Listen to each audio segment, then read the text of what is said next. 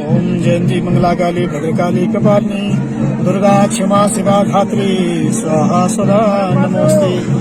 माँ भगवती जो जगदम्बा का परम पावनी सिद्ध स्वीट से सुकन्या देवी है। इस स्थान की महत्ता तो सामान्य तौर पर सभी को ये अवगत है। जब कनखल में दक्ष प्रजापति का यज्ञ हो रहा था उस समय सारे देवी देवताओं को आमंत्रित करने के बाद जो है दक्ष ने जो भगवान शिव से द्वेष के कारण जो भगवान शिव को आमंत्रित नहीं किया और पुत्री की सती उनको भी इसलिए आमंत्रित नहीं किया कि वो शिव की पत्नी है। तब सती जी को ये पता लगा कैलाश से सारे देवी देवता जो है कहीं यात्रा में जा रहे हैं तो उन्होंने पूछा कि आप कहाँ जा रहे हैं। तो उन्होंने कहा कि हम तो हमारे पिता दक्ष के यहाँ एक बहुत बड़ा यज्ञ हो रहा है उसके लिए जा रहे हैं, क्या तुम नहीं जाओगी? तो सती जी ने कहा हाँ मैं आऊंगी, आप चलो। तो सती जी ने भगवान शंकर से पूछा, तो शिव जी ने कहा सती जब किसी को कहीं आमंत्रित नहीं किया जाता तो वहां पर जाने से अपमान होता है और आदमी सब कुछ सहन कर सकता है लेकिन अपमान को कभी सहन नहीं कर सकता। हमें तुम्हारे पिता के द्वारा कोई आमंत्रण नहीं आया तो हमारा वहां पे जाने का कोई औचित्य नहीं बनता है। लेकिन सती जी नहीं मानी, बोले शिव ऐसा है पिता ने नहीं बुलाया तो क्या मैं तो उसकी पुत्री हूँ ना, मैं जरूर उनके घर जाऊंगी। और जब वहां से निकली तो शिव जी ने कुछ नहीं कहा।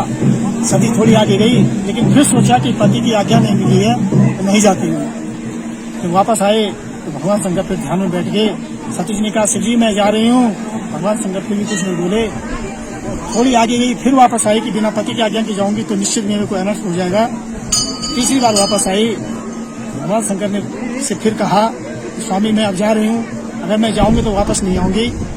भगवान शंकर को इस बार लग गया था कि सती अब हठ हो गई है। स्त्री चरित्रम पुरुषस्य भाग्यम दैवो न जाना कि कुतो मनुष्य, तो क्रिया हट होती है वो कहीं न कहीं किसी न किसी कारण का आगे चल करके अनहोनी हो जाती है। यहाँ पर भगवान शंकर को लग गया था जब सती जा रही है अपने नंदीगण को बोला कि नंदीश्वर सती अकेले जा रही है तो जाके आप लोगों को उनके पिता के आश्रम में छोड़ के आओ।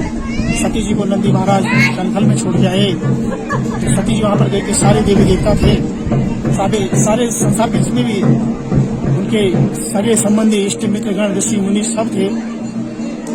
सती जी को सबने देखा, किसी ने कुछ नहीं कहा, सारी बहनों ने भी देखा। जब माँ मैना को पता चला कि यहाँ पर सती आई है तो माता को बड़ी प्रसन्नता हुई। सती जी ने पूछा माँ आपने हमें क्यों नहीं बुलाया? मैना माँ ने कुछ नहीं कहा। जब वहां पर देखा सबका अंश है लेकिन शिव का अंश नहीं है और जिस यज्ञ में शिव का अंश नहीं होता है वो यज्ञ कभी संपूर्ण नहीं होता है।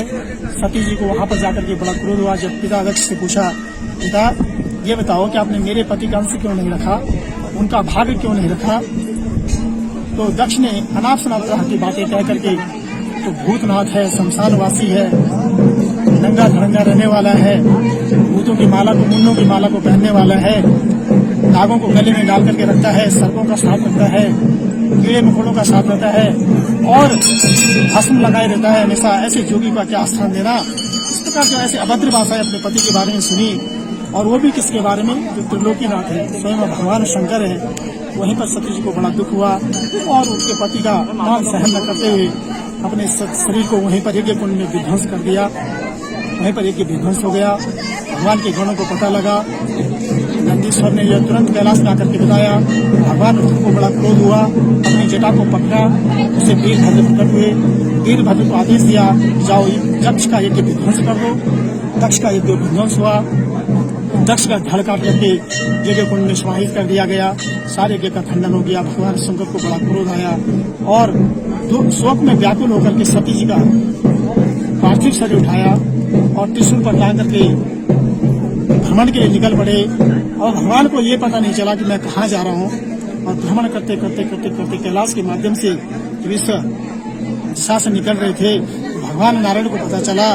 सोचा कि जगत जननी का अगर शरीर की ऐसी दुर्गति होगी तो बड़ा अपमान होगा। भगवान ने अपने सुदर्शन चक्र को आदेश दिया और बोला जाओ सती के शरीर के 51 टुकड़े करो। उन शरीर में जब से 51 टुकड़े हुए तो सबसे पहले इस शुभ स्थान पर जो है माँ भगवती का सती का सिर पड़ा था, जिसको कलिकाल में पहले श्रीखंडा के नाम से जानते थे और धीरे धीरे समय के अनुसार परिवर्तन होते हुए इसको आज सुरकंडा के नाम से जानते हैं।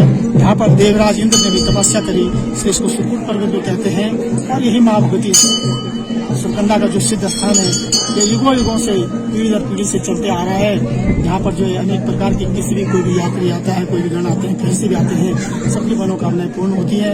और हम भी भगवान माँ भगवती सुरकंडा से, भगवान नारायण से, भगवान भोलेनाथ से यही प्रार्थना करते हैं, हे प्रभु जो भी यात्री यहाँ पर आए जिस मनोकामना से गए उनकी मनोकामना पूर्ण हो, उनके घर में सुख शांति और समृद्धि बनी रहे। इसी के साथ सर्वे भवन्तु सुखिनः, सर्वे सन्तु निरामया, सर्वे भद्राणि पश्यन्तु, मा कश्चित् दुर्भाग् भवेत्।